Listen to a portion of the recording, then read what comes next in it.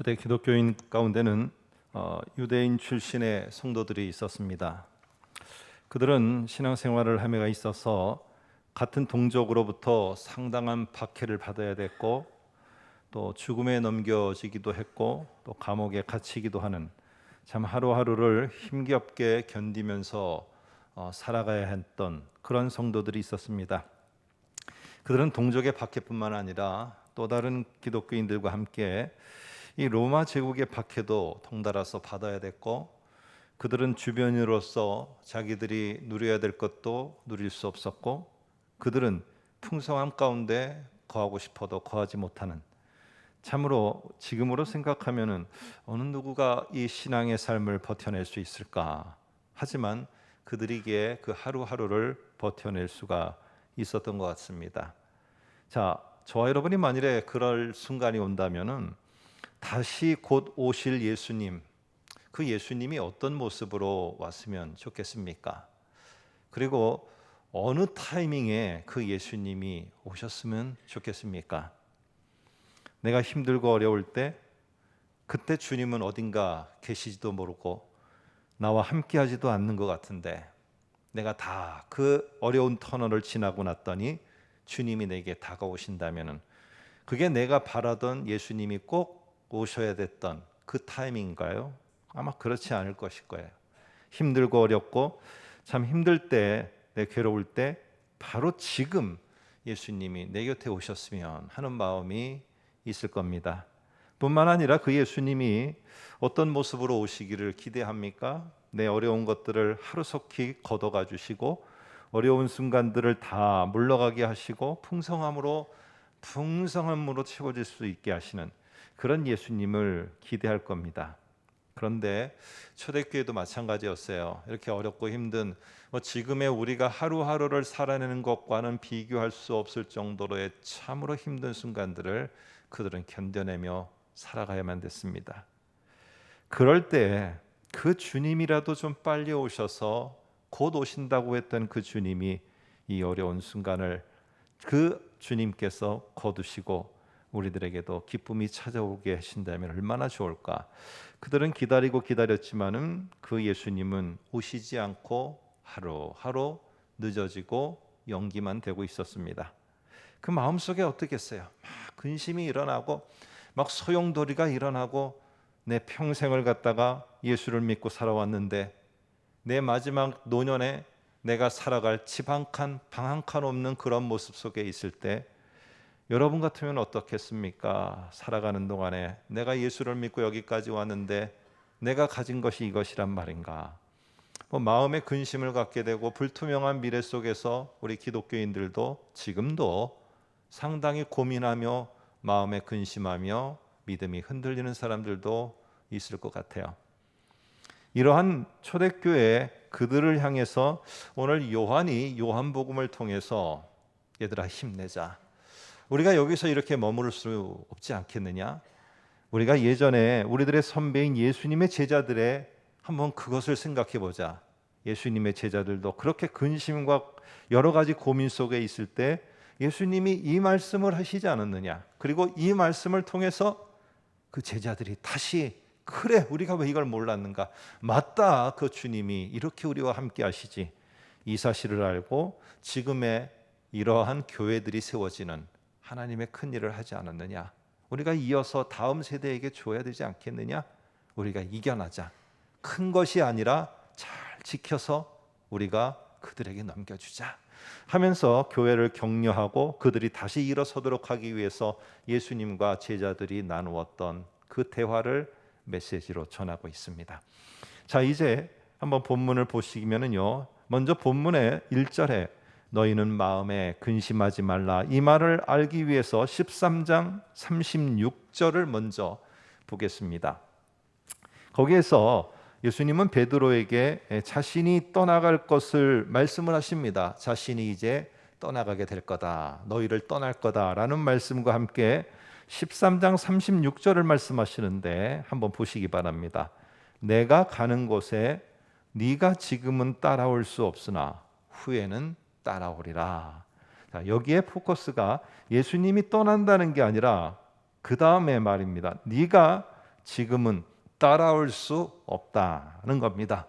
이 말을 듣고 예수님이 떠나가신다, 예수님이 간다, 그 말보다는 따라올 수 없다라는 말을 36절에 이 말을 듣고 결국에는 14장 1절에 보면은 이 제자들, 베드로와 제자들의 반응이 나오는데 마음에 근심이 생겼어요. 그래서 사실은 이 14장과 16장은 이 요한복음의 큰, 어떻게 보면 요 중간에 기둥처럼 계속적으로 비슷한 패턴의 메시지와 비슷한 패턴의 내용 전개가 나오게 되어집니다. 여기 앞에 14장에도 너희는 마음에 근심하지 말라라는 말로 시작하고 16장 1절도 내가 이것을 너희에게 이름은 너희로 실족하지 않게 하려 함이니, 비슷한 말로 시작을 합니다. 결국에 이 제자들 마음속에는요 근심이 생기게 됐어요. 근데 이 근심은 우리가 말하는 것처럼 예수님이 떠나가니까 그것에 대해서 걱정하는 그 근심이 아니고요, 원래의 그 뜻은 마음이 혼란스럽다는 겁니다. 마음이 너무 혼란스러워서 소위 말해서 요즘에 쓰는 표현으로 멘붕입니다. 이게 뭐야? 이게 진짜 어떻게 된 일이야? 하는 겁니다. 제자들이 이렇게 근심하는 거는 예수님이 떠나가신다는 말보다 우리가 따라갈 수 없다는 거예요. 자, 그러면 제자들이 생각했던 그 따라갈 수 없는 게 뭘까요? 베드로와 제자들은 예수님이 왕자에 앉으면은, 그들은 로마를 다 부수고 로마의 황제의 자리에 예수님이 앉으면은 그들은 좌편과 우편에서 왕 노릇을 할 줄 알았어요. 그래서 그들은 모든 것을 버리고 예수님을 따라갔어요. 그리고 여기까지 3년 동안 따라왔어요. 그런데 오늘 뭐라고 예수님이 말씀하시느냐? 네가 지금부터는 나 따라올 수 없어. 너 따라올 수 없어. 나는 갈 텐데 니네 못 따라와. 이런 말을 하실 때 제자들의 마음속에 뭐가 생각이 났겠어요? 야, 예수님이 우리를 위해서 십자가에 죽으러 가시는데 그 길을 따라갈 수 없다라고 하시는 거구나. 그렇게 생각하지 않았어요. 뭡니까? 예수님이 자신의 영광의 자리에 앉을 때 우리들을 내치시는구나. 우리를 따라올 수 없게 하시는구나. 배제시키는구나. 이런 것들과 이런 생각들로 그들은 가득 차게 되자 여러분 어떻겠어요? 마음이 근심스러울 수밖에 없고 이게 참 혼란할 수밖에 없어요. 그러니까 뒤에 보면은, 좀 뒤에 가 보면은 이제 베드로는 뭐라고 말하느냐? 예수님께, 예수님, 저는 무슨 일이 있어도 끝까지 따라가겠습니다. 여러분, 이건 신앙의 표현이 아니에요. 예수님, 당신이 왕의 자리에 앉는 그 길을 가는데 저는 무슨 일이 있어도 따라가서 당신의 좌편과 우편에 저는 반드시 앉고야 말겠습니다. 제 충성심을 봐주시기 바랍니다. 제 충성심이 없어서 저희를 배제시키는 겁니까? 저들은 그런지 모르지만 저의 충성심은 변화가 없습니다.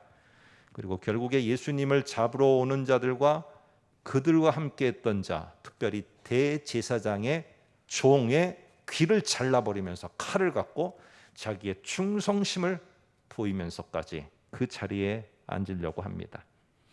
여러분, 이렇게 제자들은 자신의 틀에다가 예수님을 끼워 맞추려고 그래요. 예수님은 왕으로 앉고 자기들은 좌편과 우편에서 왕 노릇을 같이 하려고 하는데 따라올 수 없다라고 말하자 결국 그것은 마음의 혼란이 되어지고 믿음은 흔들리게 되어지는 이런 일이 벌어지게 됐다는 사실입니다.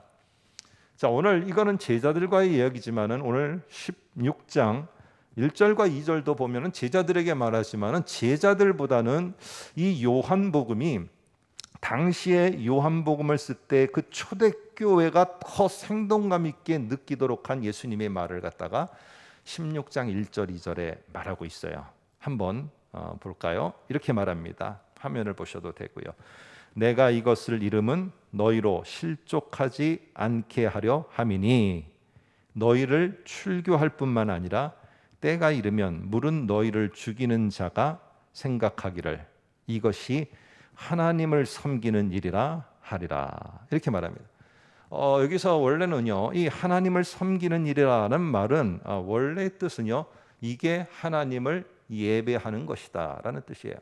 유대인들은 하나님을 예배하고 하나님을 섬기는 게 뭐냐 하면은 지금 유대교에 있어서는 오직 하나님만이 유일한 신이십니다. 그런데 예수를 갖다가 신으로 주장하는 이 교회는요, 유대교가 볼 때 이단이에요. 그래서 AD 90년에 이 유대인의 종교회의인 얌니아 종교회의에서 여러 가지가 결정되었지만은 특별하게 이렇게 하나님 외에 다른 것을 신으로 주장하는 자들은 이단으로 규정을 하고 그것을 철저하게 박해하고 억압하도록 결의를 했습니다. 이것 때문에 초대교회 그렇지 않아도 어려운 터에 더욱더 유대인들에 의해서 예수를 믿는 기독교인들은 상당히 어려움에 처하게 됐고 출교를 당하게 되고 박해를 받고 감옥에 던져지고 죽음에 넘겨지는 정말로 같은 동족에게 비참함을 경험하게 되었어요. 여러분, 이럴 때 오늘 출교를 당하고 죽임을 당하고 내가 이렇게 억압을 당하는 이것 때문에 실족하는 게 아니라 왜 도대체 이런 상황에서 오신다던 예수님은 안 오시고 계시냐는 거예요. 언제 오시려고, 이거보다 더 힘들 때 오시려고 그러는지, 왜 이 힘든 터널을 지나가고 있는데 나에게 안 오시냐는 거예요. 곧 오신다고 그러더니 이렇게 시간이 지났는데도 안 오시는 그 이유가 도대체 뭐냐는 거예요. 오늘 이런 것 속에 교회는 힘들어했고 신앙의 사람들은 눈물을 흘리며 그것을 안타까워할 수밖에 없었습니다. 그럴 때 오늘 예수님이 제자들을 격려했던 말씀을 오늘 요한이 다시 교회들에게 전하고 있어요. 14장 2절 3절에 보면은 이렇게 말합니다. 내가 너희를 위하여 거처를 예비하러 가노니 가서 너희를 위하여 거처를 예비하면 내가 다시 와서 너희를 내게로 영접하여 나 있는 곳에 너희도 있게 하리라. 내가 다시 와서 너희를 내게로 영접하리라. 내가 하나님과 영원한 삶을 누리고 있는, 함께하고 있는 이 거처에 너희도 분명하게 함께하도록 내가 너희를 인도하러 내가 분명히 다시 올 것이다. 14장 18절에는 이렇게 말씀하십니다. 내가 너희를 고아와 같이 버려두지 아니하고 너희에게 오리라. 여러분, 이 고아는요, 이 당시에 있어서의 고아는 지금보다도 훨씬 더 의존성이 강했습니다. 누군가가 옆에서 함께 해주지 않으면은 전쟁과 여러 가지 것들 속에서 이 로마 제국에 살면서 상당히 힘들게 버겁게 살아가게 됐어요. 그러다 보니까 이 고아가 가장 원하는 게 뭐냐? 어느 집에 양자로 입양되는 거예요. 입양되는 거. 상당히 그래야 그가 살아갈 수 있었어요. 이렇게 막막하게 살아가도록 두지 않으리라고 약속하는 것입니다. 그런데 교회는 이거를 갖다가 그래 그럴 거야. 제자들은 이거를 그래 곧 오신다고 그랬어. 그런데 이게 시간이 돼도 안 오니까 이게 위로가 아니라 더 나를 힘들게 만드는 거예요. 이런 거죠. 옛날에 여기 우리 어르신들 이런 소리 우리 아버님한테 들어본 적 있는 분도 있을 거예요. 아버지가 서울에 가면서 시골에 살고 있는 어린아이에게 말합니다. 내가 서울에 가서 조금 더 돈을 벌고 직장을 가지면은 우리 살 집도 만들고, 그리고 내가 돌아와서 너를 데려다가, 그리고 우리 가족 데려다가 그 집에서 살고, 네가 그렇게 가고 싶어 했던, 옛날에는 창경궁이었어요. 창경원에 동물도 구경하러 가자. 우리가 그날 있을 테니까 조금만 어렵더라도 아가야 잘 기다려. 그 아이는 아빠가 돌아오기를 기다렸는데 하루 이틀 기다려도 돌아오지 않는 거예요. 점점 그 아이의 마음속에 뭐가 들겠어요? 아빠는 나를 버렸구나. 아빠는 나를 버리려고 그 말을 했구나. 그런 마음이 들지 않겠습니까? 교회는 박해로 인해서 어두운 터널을 지나고 있는데 오신다던 예수님은 절체절명의 순간에도 오시지 않고 있고, 그러니 마음은 혼란스럽고 근심에 쌓일 수밖에 없었던 겁니다. 자, 그런데 그렇다면 여기서 한번 우리가 질문을 해보자는 거죠. 예수님께서 오신다고 했는데 예수님은 정말 다시 오지 않으신 걸까요? 아니면은 예수님은 오셨는데 교회가 그거를 알지 못한 것일까요? 예수님은 지금 저와 여러분을 여전히 이 고난과 어려움 속에서도 끊임없이 포기하지 않고 동행하고 인도하고 계시는데, 혹시 우리가 그것을 알지 못하고 있는 것은 아닌지. 왜냐? 우리는 저 멀리에 마지막 종말의 때 이 땅을 심판하러 오실 그 다시 오실 주님은 우리가 믿고 그것은 기다리는데, 혹시 지금 나에게 와 계신 예수님에 대해서는 얼마만큼 내가 한순간 한순간을 갖다가 그분의 인도함을 갖고 있다는 것. 교회가 터널을 지나가고 힘든 시간들을 보내지만 초대교회가 이미 주님이 그 한 걸음 한 걸음 속에 동참하고 있다는 것. 제자들이 어렵고 힘들지만은 그 속에 바로 예수님이 지금 함께하고 있다는 것. 그것을 몰랐던 것은 아닐까요? 한번 16장 16절을 우리가 참고로 보면 이렇게 말합니다. 조금 있으면 너희가 나를 보지 못하겠고 또 조금 있으면 나를 보리라. 분명히 조금 있으면 나를 보지 못한다는 것은 예수님의 죽음이에요. 그런데 그 다음에 조금 있으면, 우리가 그걸 알아요. 그런데 이 교회도 알아요. 그런데 조금 있으면 나를 보리라고 했는데 그 조금 있으면이라고 말씀했던 예수님이 오시지 않는 거예요. 여러분, 왜 그러느냐? 오시지 않았던 게 아니라 오셨는데 제자들이 생각하는 기대의 틀에다가 끼워 맞추려니까 예수님이 안 오신 것처럼 느껴지고, 교회가 생각하는 틀에다가 예수님을 끼워 넣으려고 하니까 예수님이 안 오신 것처럼 그렇게 보이는 것이, 교회는 세상이 깜짝 놀랄 모습으로 곧 오셔서 세상의 로마 제국이 그 속에 다 무너져 내리고, 그리고는 그 속에 자기들의 새로운 세상이 건설될 예수님을 기대하고, 그런 자들, 그런 세계를 기대하고 그런 거를 꿈꾸고 곧 오셔, 조금 있으면 오셔, 그렇게 했는데 오늘 예수님이 조금 있으면 오신다고 했는데 오셨어요. 그런데 뭐냐? 교회나 다른 사람들이 기대하는 그 기대의 틀에 맞게끔 오신 게 아니라, 오늘 예수님은 뭐라고 제자들에게 했느냐? 이렇게 말씀 그때 하시지 않았느냐? 제자들에게도 예수님은 조금 있으면은 성령으로 내가 너희에게 오리라. 이것입니다. 성령으로 오셔서 그들을 인도하고 그들을 보호하고 그들을 지키고. 그런데 초창기의 제자들도 초대교회도 혹시 지금 우리도 예수님이 성령으로 오셔서 지금 이 고난의 길에 함께하고 계시고 우리를 품고 가고 계시고 우리를 인도하고 계시고 있다는 것을 혹시 우리는 알지 못하거나 우리는 잊어버리지는 않았습니까? 오늘 14장 16, 17절에 이렇게 말합니다. 예수님은 다시 보내지만은 당신이 또한 그 보혜사 성령 진리의 영으로 오실 것에 대해서 말씀을 하십니다. 그가 또 다른 보혜사를 너희에게 주사, 14장 16, 17입니다. 너희에게 주사 영원토록 너희와 함께 있게 하리니 그는 진리의 영이라. 지금 예수님은요 함께 하시는데 우리가 생각하고 우리가 기대했던 그 틀이 아니라 예수님은 뭐라고 말씀하시느냐? 성령으로 보혜사 진리의 영으로 내가 너희와 함께하고 있다. 이거를 내가 믿고 받아들이는 순간 우리는요 완전히 다른 삶을 이제 살아가게 됩니다. 여기에 성령이라는 말 대신에 요한복음은 특별한 용어를 두 개를 써요. 보혜사, 진리의 영 이렇게 말합니다.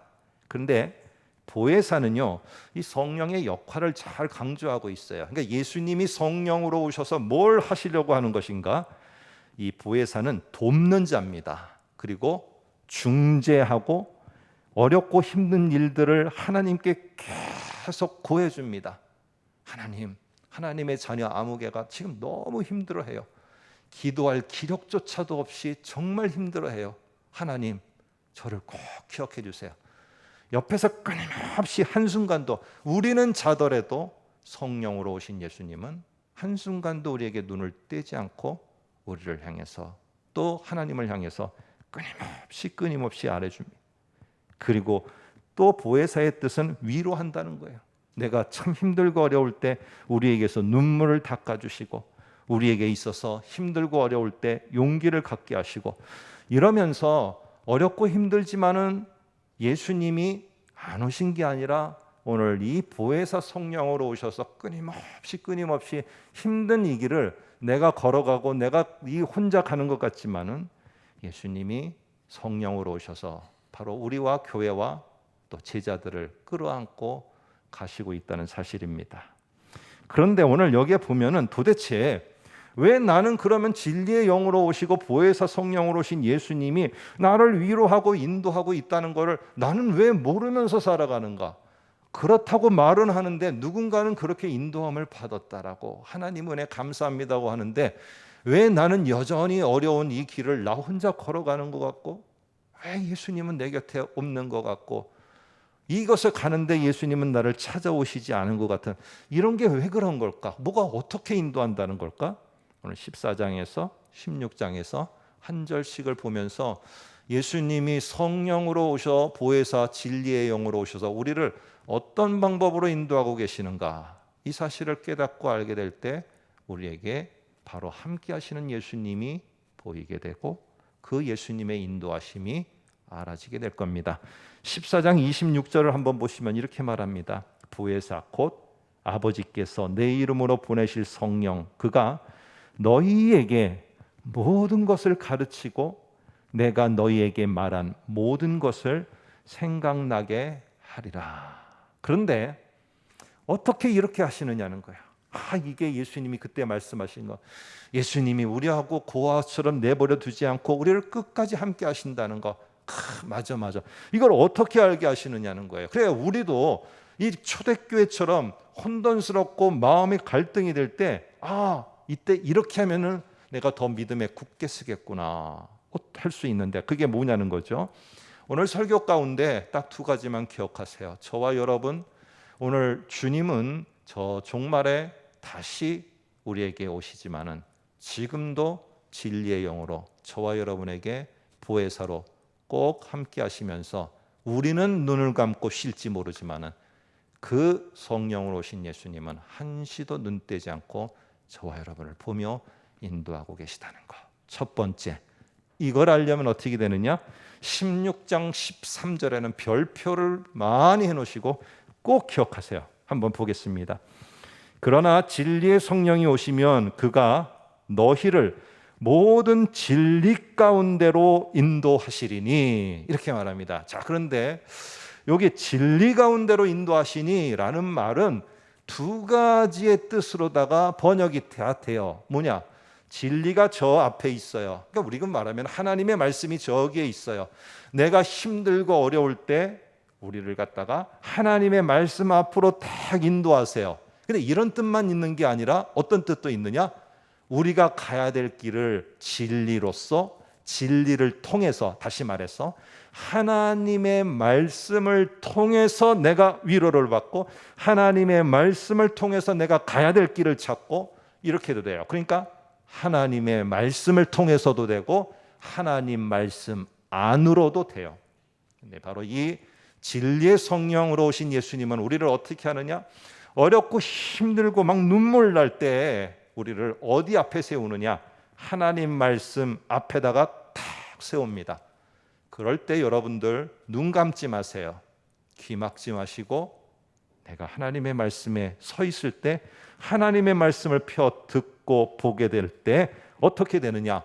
놀랍게도 이제는 하나님 말씀 앞으로다가 인도하더니 이제는 그 보고 들은 말씀을 통해서 내가 힘을 얻고 용기를 얻고 불투명한 미래에 대해서 불안했던 것이 이제는 점점 확신을 가게 되고 그래 내가 달려갈 길을 다 마치면은 저 주님이 예비하신 하나님과 함께 영원히 사는 그 거처에 이를 때까지 준비한 거처에 이를 때까지 나를 한 걸음 한 걸음 인도해 가시는구나.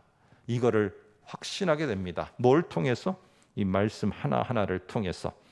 결국에 오늘 사람들은 그럽니다. 요즘 너무 삶이 힘들어서 기도도 안 되고요. 말씀도 들어오지도 않아요. 아닙니다. 삶이 힘들어지면은요. 사람은 하나님을 믿고 성령의 인도 그 성령으로 오신 예수님의 인도를 받는 자는요. 제일 먼저 하나님 앞에 특별히 하나님의 말씀 앞에 서게 돼 있어요. 피게 돼 있어요. 제일 먼저 피게 돼 있어요. 그것을 필 때 그때 보는 말씀과 그때 듣는 말씀은 진짜 살아있는 하나님의 말씀으로 내게 다가오고요. 막 눈물 없이는 이 말씀을 대할 수 없고, 아멘, 할렐루야 없이는 이 말씀을 대할 수가 없을 정도로 이제 말씀이 나를 막 사로잡아가고 말씀이 나를 집어삼키며 인도해가는 이 놀라운 은혜가 있게 되는 거예요. 이게 하나님이 우리에게 진리의 영으로 예수님을 보내셔서 우리를 인도하는 겁니다. 자, 이런 사실을 16장 21절에 비유 하나를 통해서 우리에게 설명을 합니다. 한번 21절을 볼까요? 16장 21절 이렇게 말합니다. 여자가 해산하게 되면 그때가 이르렀으므로 근심하나 아기를 낳으면 세상에 사람 난 기쁨으로 말미암아 그 고통을 다시 기억하지 아니하느니라. 이렇게 말씀을 하십니다. 이게 뭔 말이냐? 이게 산모가 막 진통이 찾아오면은요, 막 두렵기도 하고, 이게 나 어떻게 하지? 근심도 되고. 그런데 조금 있으면은 이 진통을 참아내면은 나중에 아이가 태어나는 이 기쁨을 맛보게 된다. 이 얘기인데요. 이거는 구약에서 자주 쓰던 표현입니다. 뭐 이사야를 비롯한 여러 선지서에서 나오는데 이게 어떨 때 쓰느냐 하면은 바벨론 포로 생활을 하고 있거나 이스라엘 하나님 백성이 고통 가운데 있을 때 그들에게 힘을 주는 말씀이에요. 이렇게 산모가 진통을 잘 이겨내면은 아이를 품에 안고 기뻐하는 것처럼 이렇게 우리가 바벨론 포로 생활을 하고 있지만은 이거는 산모의 진통과 같은 거야.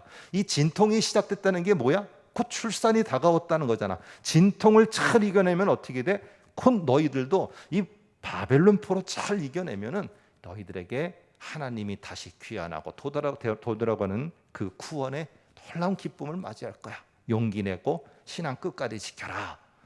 여러분, 이렇게 격려하기 위해서 사용되는 중요한 표현입니다. 그런데 여러분과 제가 놓치면 안 되는 게 있어요. 성경에는 나오지 않지만 구약에는 나와요. 이 본문에는 나오지 않지만 요한복음에는 이 산모가 진통을 겪으면서 출산하는 기쁨까지 얻기까지 누가 옆에 있습니까? 남편이 있어야 되지만은 원래 중요한 거는 산파가 있어요. 그래서 이 산파가 힘내세요. 조금 더 이제 다 됐어요. 너무너무 잘하고 있어요. 용기 내세요. 곧 아이를 안을 거예요.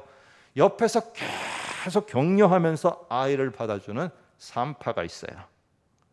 우리 산파의 중요성을 놓치면 안 돼요. 그래서 이 선지자들이 말할 때 우리가 힘내자, 우리가 용기 내자 이렇게 하는데 옆에서 이스라엘을 돕고 계속 힘을 주면서 끝까지 포기하지 않도록 하시는 분이 있다.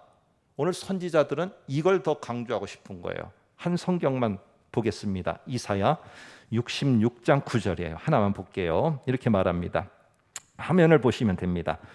여호와께서 이르시되 내가 아이를 갖도록 하였은즉 내가 아이를 갖도록 하였은즉 해산하게 하지 아니하겠느냐 하면서 오늘 이 산모의 진통과 산모가 출산에 얻는 기쁨, 그 모든 것들 속에서 끝까지 돕고 함께하면서 격려하면서 그 기쁨을 나눌 수 있게 하는 자가 누구냐?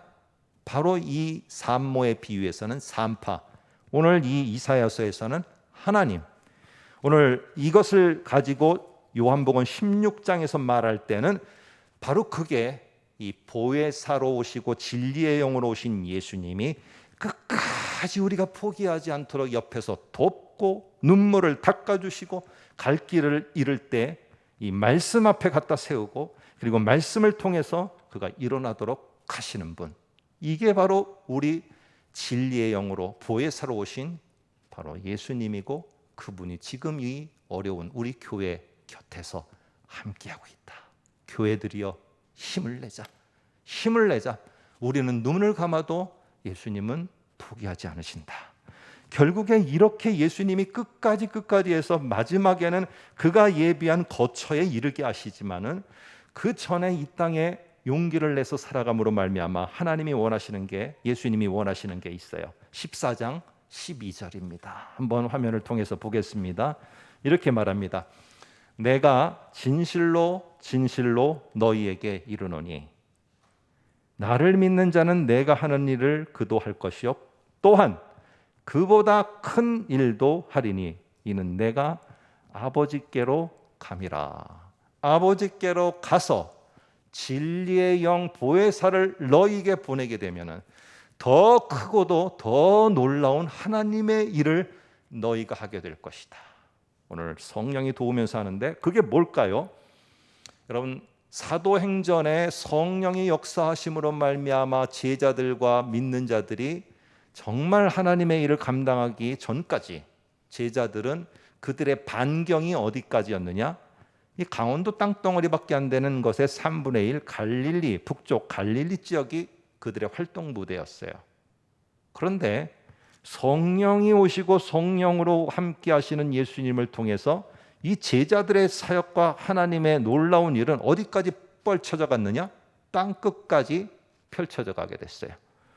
결국 제자들이 성령으로 오신 예수님의 인도를 받아서 함께하고 그 성령의 인도함을 받아서 나아가게 될 때 정말로 놀라운 하나님의 큰일의 역사들이 나타나게 됐어요.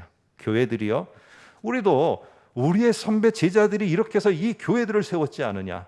교회들이요, 우리도 지금 성령으로 함께 하시고 인도하시는 예수님이 계시니 그것이 예수님이 언제 오시는지, 진짜 오시는 게 맞아? 이러지 말고 이미 와 계신 예수님, 성령으로 우리를 인도하시는 그 예수님에 대한 신앙을 굳게 하자. 이게 요한의 메시지입니다. 요한의 메시지를 통해서 박해와 고난을 겪고 있었고 그 가운데서 이 초대교회는 근심에 빠질 수 있었지만은 그 속에서 포기하는 게 아니라 다시 확신을 하게 됐어요. 예수님은 진리의 성령으로 우리와 함께하고 우리를 인도하신다. 길이요 진리요 생명이신 예수님이 우리를 포기하지 않고 인도하신다. 우리가 힘들고 어려울 때 성령으로 오신 예수님이 우리를 하나님의 말씀 앞으로 인도하고 말씀이 다시 우리를 인도해 가면서 결국 하나님의 큰 일을 감당하게 할 것이다. 사랑하는 성도 여러분, 초대교회 사람들, 우리가 중세로 넘어가기 전까지는 얼마나 많은 사람들, 얼마나 거대한 건물들, 그런 것이 없었습니다. 그렇지만 그들이 그 신앙을 잘 지켜서 다음에 넘겨줬기에 여기까지 올 수가 있었던 것입니다. 오늘 지금은 예수님은 성령으로 저와 여러분의 삶 속에 함께 하시고 절대로 포기하지 않고 인도하십니다.